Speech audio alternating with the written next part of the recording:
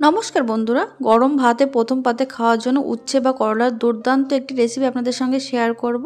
এইভাবে যদি উচ্ছে বা করলা রান্না করা হয় তাহলে দেখবেন ছোট থেকে বড় সবাই চেয়ে চেয়ে খাবে।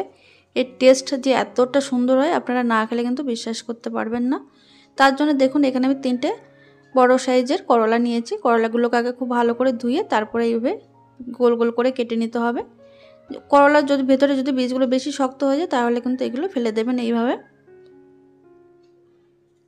এইভাবে আমি সবগুলো করলা কেটে নিয়েছি দেখুন। আর মাঝের যে বীজগুলো সেগুলো কিন্তু ফেলে দিয়েছি। এবার করলা কাটার পরে কিন্তু আরও একবার আমি ধুয়ে ভালো করে জলটা ঝরিয়ে নিয়েছি। এবার এর মধ্যে দিয়ে দিলাম আমি সামান্য নুন আর সামান্য হলুদ। নুন আর হলুদ দিয়ে এটা ভালো করে মেখে নিতে হবে। করলাটা ভালো করে মেখে এটা এবার 5 মিনিট রেস্টে রেখে দেব।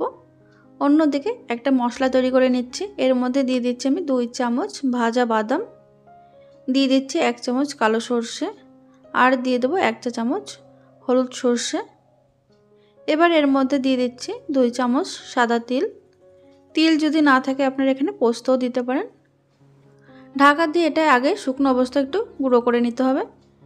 দেখুন একবার একটু গুঁড়ো করে নিয়েছি। এইভাবে যদি সর্ষে, পোস্ত বা তিল যদি আগে শুকনো অবস্থায় গুঁড়ো করে নেওয়া হয় তাহলে কিন্তু খুব সুন্দর একটা পেস্ট তৈরি হয়। এবার এর মধ্যে দিয়ে দিলাম 3টে কাঁচা লঙ্কা ঝালের জন্য, তবে এখানে ঝালটা আপনারা কম বা বেশি করতে পারেন। আর দিয়ে দিলাম এর মধ্যে সামান্য জল। এবার এটা একদম মিহি করে বেটে নিতে হবে। দেখুন খুব সুন্দর একটা পেস্ট তৈরি হয়ে গেছে। আর এদিকে 5 মিনিট পর উচ্ছে থেকে কিন্তু অনেকটাই জল বেরিয়েছে দেখুন। নুন মাখিয়ে যদি আরেকটু বেশিক্ষণ রাখা হয় তাহলে কিন্তু আরও কিছুটা জল বের হতে পারে। এবার জলটা ফেলে দিয়েছি। এইভাবে যদি নুনটা মাখিয়ে এইভাবে যদি জলটা ফেলে দেওয়া হয় তাহলে কিন্তু তেতো ভাবটাও কম লাগে। এবার এর মধ্যে দিয়ে দিলাম আমি 1 চামচ বেসন দিয়ে খুব ভালো করে এটা মাখিয়ে নিতে হবে। এইভাবে বেসন দিলে কিন্তু তেলটা খুব কম লাগে আর তেতো ভাবটাও খুব কম লাগে। মেখে নেওয়া হয়ে গেছে। আর এর দিকে ভাজার জন্য কড়াইতে দিয়েছি আমি 1 টেবিল চামচ সরষের তেল। এই তেলে কিন্তু রান্নাটা হবে, তার জন্য আমি 1 টেবিল চামচ দিয়েছি। তেলটা ভালোভাবে গরম হয়ে যাওয়ার পর গ্যাসের আঁচ মিডিয়ামে রেখে কিন্তু করলাগুলো দিয়ে 2 থেকে 3 মিনিট কিন্তু একটু ভেজে নিতে হবে। তবে এটা কিন্তু খুব কড়া করে ভাজা যাবে না। করলাগুলো কিন্তু এখানে 50% মতন আমি ভেজে নিয়েছি। এবার এগুলো তেল থেকে তুলে নিচ্ছি। তেল থেকে তোলার সময় কিন্তু গ্যাসের আঁচটা একটু বাড়িয়ে দেবো, এতে করে এক্সট্রা তেল কিন্তু আর করলার সঙ্গে লেগে থাকবে না। এবার দেখুন ওই তেলের মধ্যে ফোড়ন দিলাম আমি সামান্য কালো জিরে, দিয়ে দিলাম সামান্য জিরে, আর দিয়ে দিলাম সামান্য একটু সর্ষে। গ্যাসের আঁচ লোতে রেখে মশলাটা কিন্তু কিছুক্ষণ নাড়াচাড়া করে নেব। মশলা থেকে যখন সুন্দর গন্ধ বের হবে তখন এর মধ্যে দিয়ে দিচ্ছি আমি একটা ছোট সাইজের পেঁয়াজ কুচি। পেঁয়াজটা কিন্তু ঠিক এরকমভাবে কেটে নিতে হবে।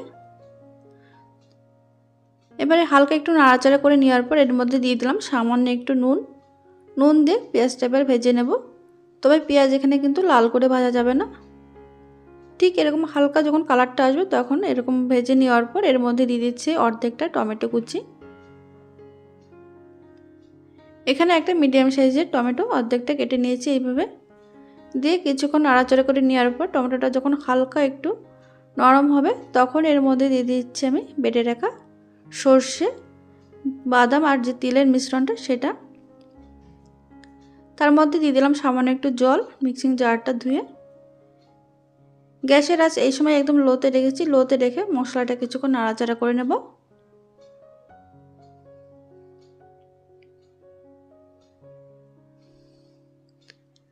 এবার এর মধ্যে দিয়ে দেবো আমি স্বাদ মতো নুন, দিয়ে দেবো সামান্য একটু হলুদ। এবার কালারের জন্য দিয়ে দিচ্ছি 1/2 চা চামচ কাশ্মীরি লাল লঙ্কার গুঁড়ো, এটা পুরোপুরি অপশনাল। আর দিয়ে দেবো 1/2 চামচ মতো চিনি। এবার সমস্ত কিছু গ্যাসের আঁচ লোতে রেখে কিন্তু মশলাটা খুব ভালো করে কষিয়ে নিতে হবে। মশলা থেকে যতক্ষণ না তেল ছাড়ছে আর মশলাটা ঠিক এরকম শুকনো হয়ে আসে ততক্ষণ পর্যন্ত কিন্তু কষিয়ে নিতে হবে। মশলাটা কিন্তু একদম শুকনো শুকনো হয়ে গেছে আর এর থেকে তেলও ছেড়ে দিয়েছে। এবার এর মধ্যে দিয়ে দেবো ভেজে রাখা করলা। এবার একটু জল দিয়ে দিলাম। এবার করলা দেওয়ার পর এটা 1 মিনিট একটু লো টু মিডিয়াম আছে আমি এইভাবে কষিয়ে নেব। 1 মিনিট কষিয়ে নেওয়ার পর এর মধ্যে দিয়ে দিলাম আমি হাফ কাপ মতো জল। এই রান্নাটা কিন্তু একটু গামাখা মতো হয়, খুব বেশি গ্রেভি বা ঝোল হয় না। ভালো করে মিশিয়ে নেওয়ার পর এবার ঢাকা চাপাতে গ্যাসের আঁচ লো টু মিডিয়ামে রেখে এটা 3 থেকে 4 মিনিট রান্না করে নিতে হবে। দেখুন 4 মিনিট পর আমি ঢাকনাটা খুলে নিয়েছি। গ্রেভিটা কিন্তু অনেকটাই গাঢ় হয়ে গেছে বা ঘন হয়ে গেছে। এবার একটু নাড়াচাড়া করে নেওয়ার পর এদিকে কিন্তু করলাটা খুব সুন্দরভাবে সিদ্ধ হয়ে গেছে, দারুণ একটা গন্ধ বের হচ্ছে। সবশেষে এর মধ্যে 1 চামচ কাঁচা সর্ষের তেল দিয়ে ভালো করে মিশিয়ে নিতে হবে। এই কাঁচা তেল দেওয়ার কারণে ফ্লেভারটা দারুণ হয়। দেখুন ভালো করে মিশিয়ে নিয়েছি। এবার গ্যাসটা অফ করে এবার ঢাকা দিয়ে 2 মিনিট রেখে দেবো। 2 মিনিট রাখার পরে কিন্তু এটা পরিবেশন করার জন্য একদম রেডি হয়ে যাবে উচ্ছের ঝাল। তাহলে বন্ধুরা এইভাবে একবার বাড়িতে বানিয়ে খেয়ে দেখুন। আর ভিডিওটি ভালো লাগলে লাইক কমেন্ট শেয়ার করতে ভুলবেন না।